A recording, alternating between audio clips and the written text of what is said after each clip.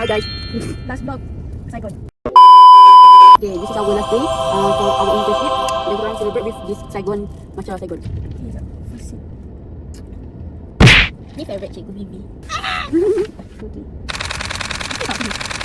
Ha. Okay, kita boleh lah. Saya order ni. Sama je dalam je tapi ya.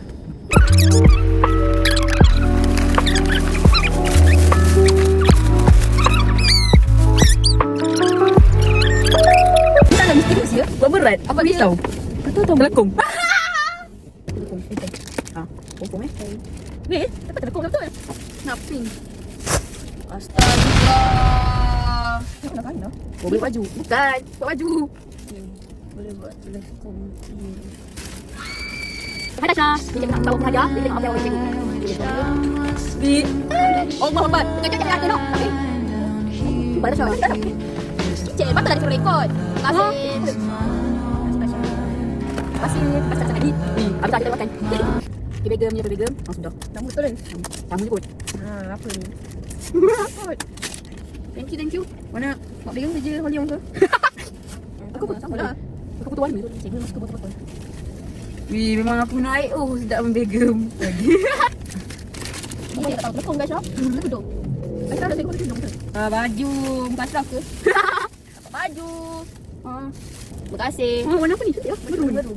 Daripada Bersabar aku tunggu. Sabar boleh kot. Iqbal Iskandar. Bismillahirrahmanirrahim kau. Ya, I wish nothing but the best. Wah! Uyo. Weh, comelnya. Apa? Awak tahu ke cikgu rambut tak ada rambut ni? Bagi-bagi ni. Mana tahu cikgu botak ke? Ini tak handphone eh? Ha. Okey. Ada tu aku fikir nak beli benda ni. Macam? Macam masih ada cikgu pakai kan? Comel lah. Suka. Yang terbaik juga.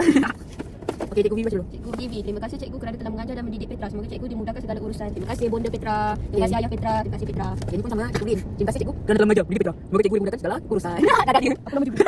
Tolonglah bagi Lego. Petra kahwin ni. Cikgu kahwin je.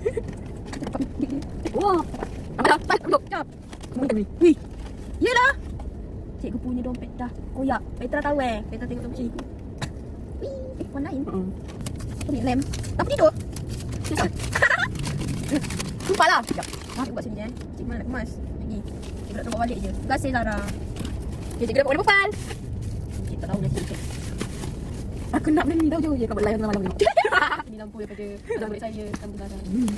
Aku nak buat ASMR. Okey, itu saja unboxing kami. Terima kasih. Kek cikgu. Alamak, belum. Ni kek. Kek bunga. Tak nampak. Alamak. Sekejap. Tak boleh tu. Tak. Nampak?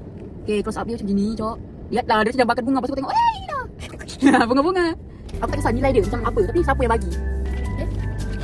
Tu je. Lepas ni saya datang, saya nak makan masakan Mama Azhar dulu. Okay? Thank you. Air sedap, semua sedap. Sedap lah tadi. Okay, gang.